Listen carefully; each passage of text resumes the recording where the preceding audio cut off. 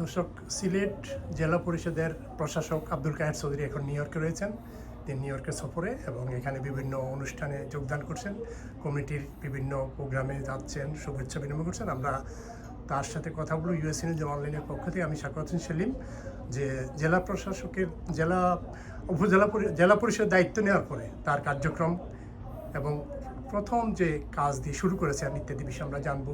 কারণ যদি বলেন, এই সিলেটের মতো একটি অত্যন্ত বৃহত্তর একটা জেলা পরিষদের প্রশাসক হিসেবে আপনি দায়িত্ব নিয়েছেন, কার্যক্রম যদি বলেন কিভাবে শুরু করলেন? ধন্যবাদ। বিসমিল্লাহির রহমানির রহিম। আপনারা নিশ্চয় জানেন যে দীর্ঘ 17 বছর দেশের যে দুঃশাসন ছিল, সেই দুঃশাসনের অবসান ঘটিয়ে গত 12ই ফেব্রুয়ারি জনগণের প্রত্যক্ষ ভোটে বাংলাদেশের জনগণ নিরঙ্কুশভাবে বাংলাদেশ জাতীয়তাবাদী দলকে রাষ্ট্র ক্ষমতা পরিচালনার জন্য, সরকার গঠনের জন্য জনগণ বিএনপিকে দায়িত্ব দিয়েছে। আমাদের দলের চেয়ারম্যান, দেশের বর্তমান প্রধানমন্ত্রী জনাব তারেক রহমান প্রধানমন্ত্রীর দায়িত্ব গ্রহণের পরেই এই দীর্ঘ 17 বছরের সংগ্রামের মধ্য দিয়ে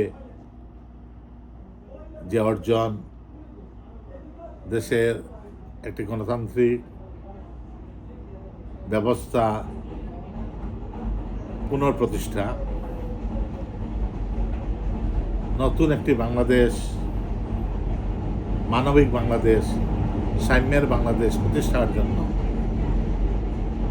যে অঙ্গীকার নিয়ে প্রধানমন্ত্রীর দায়িত্ব নিয়েছেন, আপনারা দেখেছেন যে এই 100 দিনের কর্মসূচির মধ্যেই তার বিভিন্ন পদক্ষেপের মধ্য দিয়ে বাংলাদেশের নতুন যাত্রা শুরু করেছে। জনাব তারেক রহমান আমাকে সিলেট জেলা পরিষদের প্রশাসক হিসাবে আমাকে নিয়োগ দিয়েছেন। জেলা পরিষদ হচ্ছে এমন একটি প্রতিষ্ঠান, দেশের আর্থসামাজিক উন্নয়নে স্থানীয় সরকারের সর্বোচ্চ প্রতিষ্ঠান হচ্ছে সিলেট জেলা পরিষদ। স্থানীয় সরকারের সর্বনিম্ন পরিষদ হচ্ছে ইউনিয়ন পরিষদ, তারপরে উপজেলা পরিষদ, পরবর্তীতে পৌরসভা এবং সিটি কর্পোরেশন। এইসব স্থানীয় সরকারের সর্বোচ্চ কাঠামো হচ্ছে জেলা পরিষদ। সেই ক্ষেত্রে জেলা পরিষদের দায়িত্ব হচ্ছে, কর্মকাণ্ড হচ্ছে যে পুরো জেলার সমস্ত উন্নয়ন কর্মকাণ্ড, গ্রামীণ অবকাঠামোকে ঢেলে সাজানোর সমস্ত দায়িত্ব হচ্ছে জেলা পরিষদের। আমরা দায়িত্ব নেওয়ার পরেই আমরা যে কাজটুকু আমরা শুরু করেছি, তার প্রথম কাজটাই হচ্ছে যে বিগত সরকার সারা দেশে গ্রামীণ অবকাঠামো উন্নয়নে, গ্রামীণ সাধারণ মানুষের ভাগ্য পরিবর্তনের জন্য, কৃষকদের ভাগ্যের পরিবর্তনের জন্য, গ্রামীণ অবকাঠামো তৈরি করার জন্য কোনো পদক্ষেপ গ্রহণ করে নাই। সারা দেশে তারা শুধু মেগা প্রজেক্ট, মেগা লুটপাট, এই কাজেই ছিল তারা ব্যস্ত।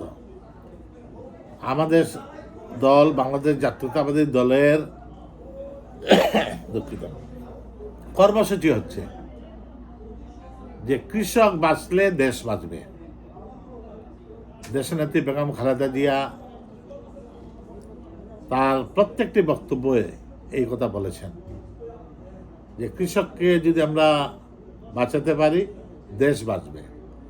এবং শহীদ রাষ্ট্রপতি জিয়াউর রহমান, আপনারা নিশ্চয় জানেন যে ৭৫-এর পট পরিবর্তনের পরে শহীদ রাষ্ট্রপতি জিয়াউর রহমান যখন দায়িত্ব গ্রহণ করলেন, তিনি প্রথমেই গ্রামীণ উন্নয়নের দিকে নজর দিয়েছিলেন। খালকাটা কর্মসূচি, কৃষি উৎপাদন বৃদ্ধির জন্য বিভিন্ন কৃষি সরঞ্জাম তৈরি করা, কৃষকদেরকে সহায়তা করা, মৎস্য চাষ করা, গবাদি পশু উৎপাদন যাতে বৃদ্ধি হয়, এই সব পদক্ষেপ নিয়েছিলেন। এবং তারই এই যুগান্তকারী পদক্ষেপের কারণে বাংলাদেশের ধান উৎপাদনে, খাদ্য উৎপাদনে বাংলাদেশ স্বয়ংসম্পূর্ণ হয়েছিল। এই দীর্ঘ 17 বছর এইসব কোনো কর্মকাণ্ড হয় নাই। বর্তমান সরকার দায়িত্ব নিয়েই মানুষের ভাগ্যের পরিবর্তনের জন্য আপনারা দেখেছেন যে ফ্যামিলি কার্ড দেওয়া হয়েছে, কৃষকদেরকে কৃষি কার্ড দেওয়া হয়েছে, কৃষকদেরকে 10,000 টাকা ঋণ মকুব করেছে। তো জেলা পরিষদের দায়িত্ব হচ্ছে যে সরকারের এইসব উন্নয়ন কর্মকাণ্ড জনগণের দুয়ারে পৌঁছে দেওয়ার জন্য কর্ম পরিচালনা করা। এবং আমরা সেই লক্ষ্যেই সরকারের এইসব উন্নয়ন কর্মকাণ্ড জনগণের দুয়ারে পৌঁছে দেওয়ার জন্য আমরা কাজ করছি।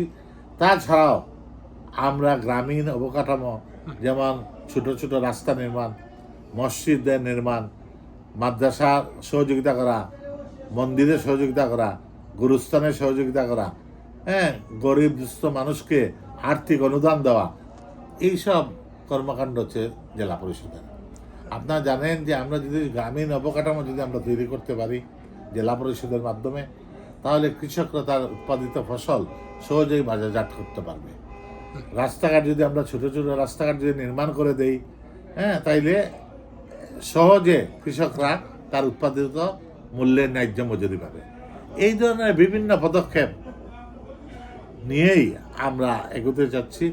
আমি সিলেট জেলা পরিষদের দায়িত্ব গ্রহণের পরেই ইতিমধ্যে প্রায় 140টি প্রজেক্ট, এই 2 মাসের দায়িত্বকালীন সময়ে 140টি প্রজেক্ট অনুমোদন দিয়েছি। সিলেট একটি বিভাগীয় শহর, এই শহরে বিনোদনের কোনো জায়গা নেই। আমরা প্রবাসী অধ্যুষিত এলাকা, লক্ষ লক্ষ মানুষ প্রবাসে বাস করে, তাদের ছেলেমেয়েরা পরিবার নিয়ে যখন দেশে যায় তখন বিনোদনের কোনো জায়গা পাওয়া যায় না। সিলেট পর্যটন নগরী হিসাবে সারা দেশে সমাদৃত। পর্যটকরা, হাজার হাজার পর্যটকরা সিলেটে যায়, অথচ পর্যটনের জন্য কেন্দ্রগুলো পরিদর্শন করার পরে শহরে এসে বিনোদনের কোনো জায়গা পায় না। এত আমরা জেলা পরিষদের পক্ষ থেকে প্রায় 43 একর জায়গা নিয়ে সিলেটের ন্যাচারাল পার্কে আমরা যাতে একটা আধুনিক বিশ্বমানের একটি পার্ক তৈরি করা যায়, সেই লক্ষ্যে আমরা স্কিম হাতে নিয়েছি, মাস্টার প্ল্যান করেছি। ইতিমধ্যে 8 কোটি টাকা আমরা টেন্ডার দিয়েছি এবং আমাদের মাননীয় মন্ত্রী, সিলেটের কৃতি সন্তান খন্দকার আব্দুল মুক্তাদির সাহেব, মাননীয় বাণিজ্য মন্ত্রী খন্দকার আব্দুল মুক্তাদির সাহেব সার্বিক সাহায্য সহযোগিতা করবেন বলে আমাকে আশ্বস্ত করেছেন এবং উনি নিজে এই পার্ক ভিজিট করেছেন। 43 একর এয়ারপোর্টের পাশেই এই পার্কটি অবস্থিত। এই পার্কে নিয়ে আমরা একটা মাস্টার প্ল্যান করে আমরা একটা আধুনিক পার্ক আমরা তৈরি করব। সেখানে বাচ্চারা খেলাধুলার বিভিন্ন ইভেন্ট থাকবে, রাইডগুলা থাকবে, আপনার বোটিং থাকবে, এখানে রুফটপ থাকবে, ওয়াচ টাওয়ার থাকবে এবং ফুড কোর্ট থাকবে, এইভাবে কটেজ থাকবে। এই ধরনের বিভিন্ন কর্মসূচি নিয়ে আমরা এই পার্ককে সাজানোর চেষ্টা করছি। যদি আমরা এই পার্কটা আমরা তৈরি করতে পারি, তাইলে বিদেশ থেকে যারা আমরা প্রবাসীরা যাবে, তাদের ছেলে মেয়েকে নিয়ে অন্তত পক্ষে ঘন্টা 2 ওইখানে বেড়াতে গিয়ে তারা সেটা এনজয় করতে পারবে। তো এইভাবে বিভিন্ন পদক্ষেপ আমরা নিয়েছি। আমি দায়িত্ব নেওয়ার পরেই প্রায় 200 গরিব দুস্থ মানুষ যারা, অসুস্থ মানুষ যারা, দলের যারা ত্যাগী নেতা কর্মীরা রয়েছে, যারা বিগত স্বৈরাচারের বিরুদ্ধে দীর্ঘ সংগ্রামে জীবন বাজি রেখে তারা সংগ্রাম করেছে, যারা জুলাই যুদ্ধে আহত হয়েছে, তাদেরকে আমরা আর্থিক সহযোগিতা দিয়েছি।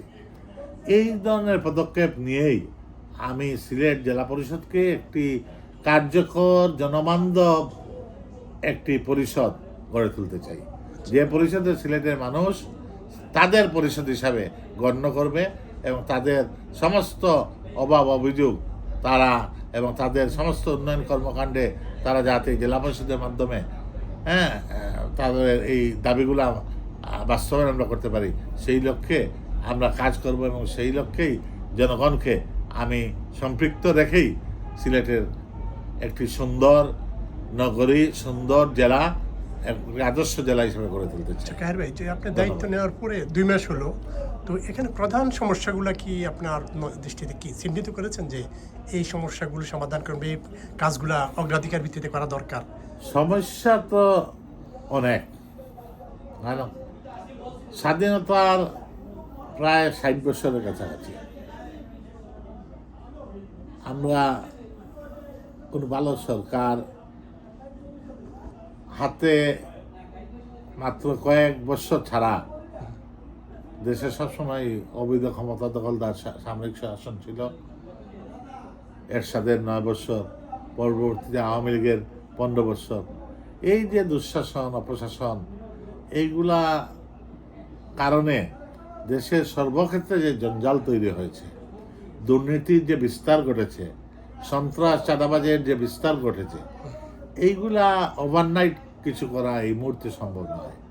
আমরা আমাদের উদ্যোগ, আমাদের লক্ষ্য, আদর্শ হচ্ছে যে সুন্দর একটি বাংলাদেশ গড়ে তোলা। সেই লক্ষ্যে আমরা কাজ শুরু করেছি।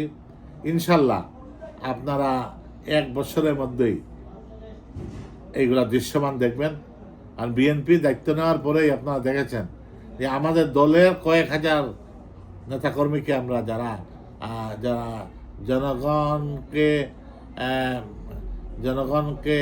জনগণের স্বার্থ পরিপন্থী কর্মকাণ্ডের জন্য আমরা দল থেকে অনেককে বহিষ্কার করেছি এবং আমরা তাদেরকে আশ্রয় প্রশ্রয় দিচ্ছি না।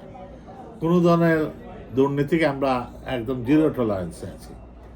আইন শৃঙ্খলা পরিস্থিতি দিনের পর দিন উন্নতি হচ্ছে। ইনশাল্লাহ আপনারা আগামী 1 বছরের মধ্যেই এই দৃশ্যমান দেখবেন বিএনপির এই দায়িত্বকালীন সময়ে দেশ আগাচ্ছে কিনা। আপনার জেলা পরিষদ প্রশাসক হিসেবে এখানে জেলা প্রশাসক, সিটি কর্পোরেশনের মেয়র, উপজেলা পরিষদ, এগুলোর সাথে কিভাবে সমন্বয় করে আসলে কাজটা করছেন? জেলা পরিষদের কাঠামোটা হচ্ছে যে যেহেতু এখনো নির্বাচন হয় নাই, সিলেটের যে 13টি উপজেলা রয়েছে, এই 13টি উপজেলার ইউএনও সাহেবরা জেলা পরিষদের সদস্য।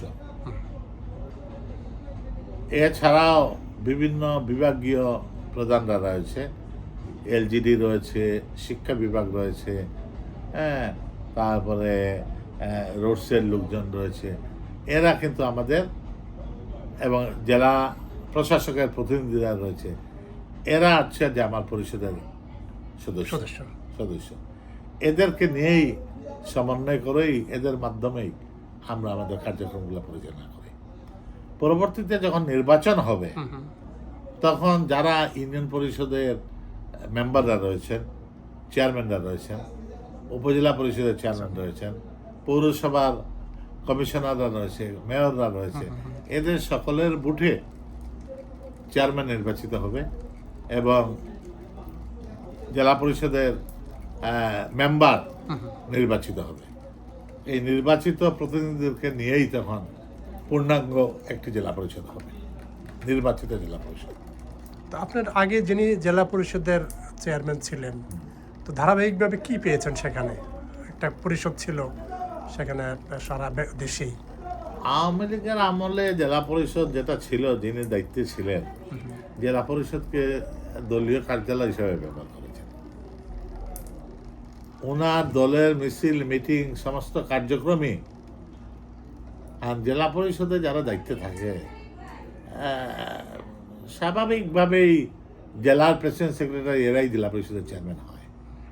তো সেই ক্ষেত্রে আওয়ামী লীগের সেক্রেটারি যিনি ছিলেন তিনি জেলা পরিষদ চেয়ারম্যান ছিলেন, দলীয় কার্যালয় হিসেবে উনি এখানে ব্যবহার করেছে এবং তার সমস্ত কর্মকাণ্ডই যাই ছিল তাদের দলীয়করণের মধ্য দিয়েই এগুলা করেছিলেন। আমি দায়িত্বকালীন সময়ে প্রথম দিনে আমি বলেছি যে এখানে আমি জেলা পরিষদের দায়িত্বভার নেওয়ার পরেই আমি ওয়াদাবদ্ধ, সরকারের কাছ থেকেও আমি ওয়াদাবদ্ধ, জনগণের কাছে আমার ওয়াদা যে জেলা পরিষদকে আমি জনগণের জেলা পরিষদে গড়ে তুলতে চাই। এখানে দলীয় কোনো কার্যক্রম চলবে না। দলের কার্যক্রম আমি জেলা পরিষদের বাইরে গিয়ে করব। জেলা পরিষদকে দুর্নীতিমুক্ত একটা জবাবদিহিতায় আওতায় আনবো এবং সেই লক্ষ্যে আমি কাজ করে যাচ্ছি। ইনশাল্লাহ আমি আমার রাজনৈতিক জীবনে কখনো কখনো কোনো অনিয়ম, দুর্নীতি, কোনো ধরনের লোভ লালসা আমাকে আমার গায়ে লাগে নাই। ইনশাল্লাহ দোয়া করুন জীবনে বাকি সময়টুকু যেভাবে দীর্ঘ 40 বছর 35-40 বছর রাজনীতি করেছি, সিলেট শহরে আমি ক্লিন ইমেজের একজন লোক হিসাবে পরিচিত। দোয়া করবেন যাতে এই প্রশাসনিক দায়িত্বকালীন সময়েও যাতে আমার উপরে কোনো কালিমা না আসে, সেই দিকে আপনারা সকলের দোয়া চাই, সহযোগিতা চাই। আরেকটা কারবে যে আপনাদের রাজনৈতিক আগের যারা ছিলেন বললেন যে একদম দলীয়করণ করেছিল, আপনি আসার পরে যে অন্যান্য বিভিন্ন রাজনৈতিক দল সহ বা যারা যারা রয়েছেন তাদের সাথে কিভাবে আপনার সেই বিষয়টা আপনি দেখছেন? না, আমার এখানে তো সবার জন্য দরজা খোলা। আমার এখানে আলিম উলামারা যায়, বিভিন্ন রাজনৈতিক দলের নেতৃবৃন্দরা যায়, সাংবাদিকরা যায়। হ্যাঁ, এতে এই আমি তো আগেই বলেছি যে সিলেট জেলা পরিষদ হবে জনগণের পরিষদ। এতে এখানে ক্রস সেকশন অফ পিপুল সবাই এখানে আসবে, বসবে, তাদের দাবি দেওয়া নিয়ে উত্থাপন করবে। আমি আইনানুগ যেটা কাজ করার সেটা কাজ করে দেবো। আপনার জেলার আইন শৃঙ্খলা পরিস্থিতি এখন কেমন? কিছু কিছু বিচ্ছিন্ন ঘটনা ঈদের আগে ঘটেছে, কিন্তু আমাদের কাছ থেকে কোনো একদম জিরো টলারেন্স। আপনারা নিশ্চয়ই দেখেছেন যে ঈদের 2-4 দিন আগেই একজন র্যাব সদস্যকে এক ছিনতাইকারী ছুরিকাঘাত করে নিহত করেছে। আমাদের দৃঢ় পদক্ষেপ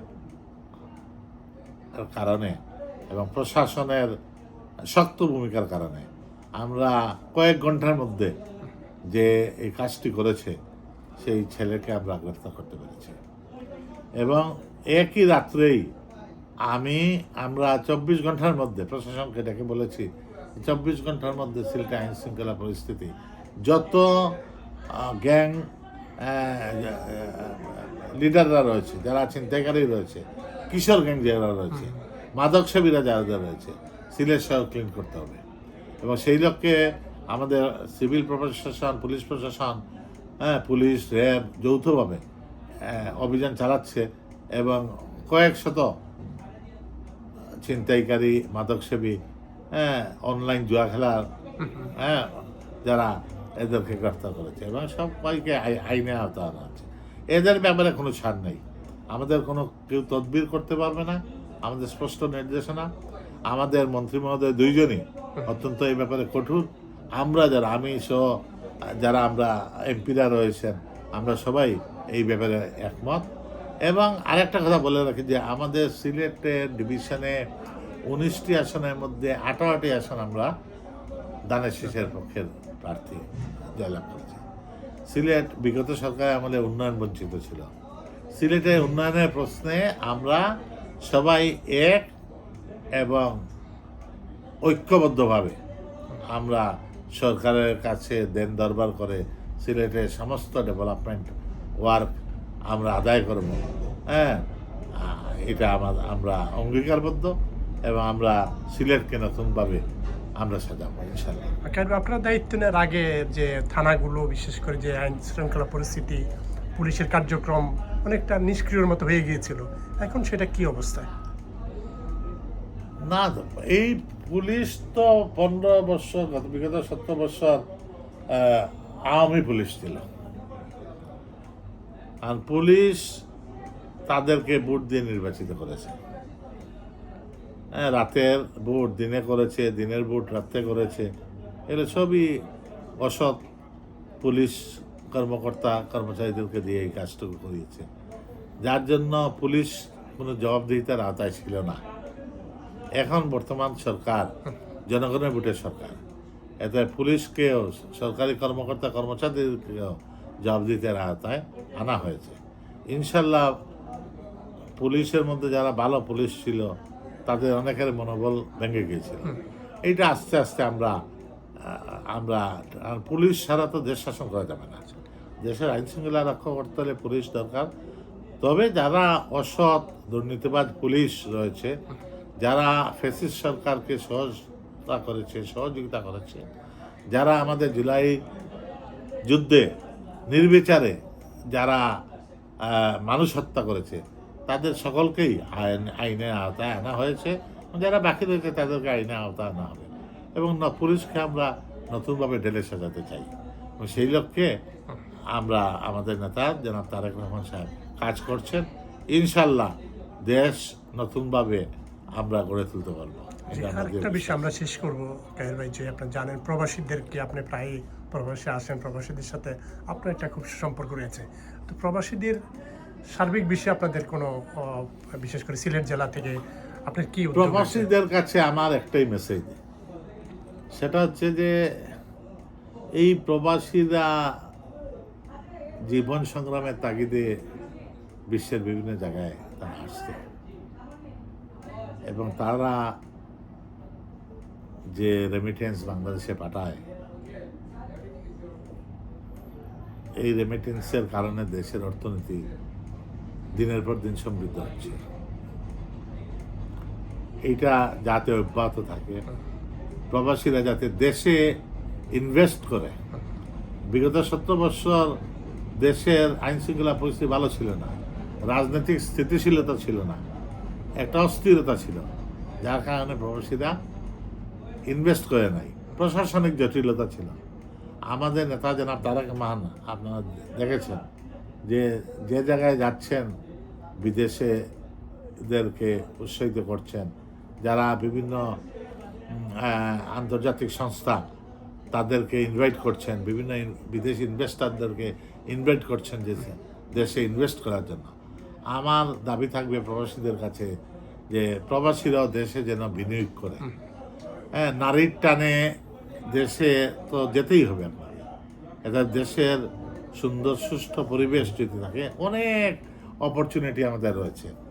আমাদের যদি আমাদের 16 কোটি দেশের মানুষ আমরা এই যুব সমাজকে যদি আমরা ট্রেনিং দিয়ে বিদেশে আনতে পারি, ট্রেনিং সেন্টার আমরা করতে পারি, নার্সিং, যেমন নার্সিং প্রোগ্রাম, যদি আমরা নার্সিং ইনস্টিটিউট আমরা প্রবাসীরা ইনভেস্ট করে ইনস্টিটিউট গড়ে তুলে, নার্সদের বিশাল ভূমিকা রয়েছে সারা পৃথিবীতে, চাহিদা রয়েছে। টেকনিক্যাল লোকজন যারা আছে, তাদেরকে ট্রেনিং দিয়ে এখানে পাঠাতে পারে, আইটি সেক্টরে বিশাল ভূমিকা রাখতে পারে। এই জন্য আমি বলবো যে বেসরকারি খাতে বিনিয়োগের জন্য প্রবাসীদেরকে আমি আহ্বান জানাবো। প্রবাসীরা দীর্ঘদিন এখানে স্বৈরশাসনের বিরুদ্ধে সংগ্রাম করেছে, আন্দোলন করেছে, তাদের অনেক ত্যাগ তিতিক্ষা। আমরা তাদেরকে সেলাউট জানাই। এই বিগত দিনে তারা আন্দোলন সংগ্রাম করেছে এবং রেমিটেন্সে যেভাবে তারা আমাদেরকে সহায়তা করছে, রেমিটেন্স দিয়ে, তো দেশ গড়ার ক্ষেত্রে তাদের বিশাল ভূমিকা। এত তাদেরকে আমরা আহ্বান জানাবো যে আসুন, দেশে ইনভেস্ট করুন, দেশকে উন্নত করুন। এবং এইখানে যারা পৃথিবীর বিভিন্ন জায়গায় যারা রাজনীতি করছেন, আমি আহ্বান জানাবো যারা এই জেনারেশনের ছেলেমেয়েরা যারা রয়েছে সবাই লেখাপড়া করছে। এই জেনারেশনের ছেলেমেয়েরা ভালো ভালো অবস্থানে রয়েছে। আমেরিকাতে, এই নিউ ইয়র্কেই বিভিন্ন অফিস আদালতে, বা এমন কোনো অফিস নাই যেখানে বাংলাদেশের ছেলেমেয়েরা নাই। ইঞ্জিনিয়ার বলেন, এই ডাক্তার বলেন, ব্যবসা ক্ষেত্রে বলেন, সর্বক্ষেত্রেই, অফিসিয়াল ক্ষেত্রে গেলেন, পুলিশ বাহিনীতে বলেন, সব জায়গায় বাংলাদেশি ছেলেরা ভালো অবদান রাখছে। আমি বলবো যে যারা এখানে লেখাপড়া করছে তারা মেইন স্ট্রিমের পলিটিক্সে যেন যায়। আমেরিকা থাক, অসুবিধা নাই, কিন্তু মেইন স্ট্রিমের পলিটিক্সে যদি যায়, অন্ততপক্ষে নারীর টানে হলেও একসময় বাংলাদেশকে তারা প্রতিনিধিত্ব করবে। এখানে যদি এমপি হয়, কাউন্সিলর হয়, এরাই তো বাংলাদেশি বংশধর, এরাই তো একদিন এখানে আপনার দেশের প্রেসিডেন্ট হতে পারে। আমাদের অনেক মেধা রয়েছে। তো এই জন্য আমি বলবো যে প্রবাসীদেরকে যে আপনার দেশে বিনিয়োগ করেন এবং এইখানে যারা এই জেনারেশনের ছেলেরা আছে তাদেরা যেন মেইন স্ট্রিমের পলিটিক্সে এখানে আওয়ামী লীগ বিএনপি এগুলা করার বেশি দরকার নাই। হ্যাঁ, দেশে করবে, দেশে রাজনীতি করবে, কিন্তু এইখানে মেন স্ট্রিমে পলিটিক্সটা করো, এটাই আমার একটা আহ্বান থাকবে। যদিও অনেককে এইটা অপ্রিয় হলে সত্য, যে অনেকে এইটা পছন্দ করবে না, আমি বলবো তারপরেও আমাদের ছেলেমেয়েরা যদি এখানে মেন স্ট্রিমে পলিটিক্সে যায় অনেক আগাতে পারবে। ধন্যবাদ। অনেক ধন্যবাদ কাইম আপনাকে সময় দেওয়ার জন্য।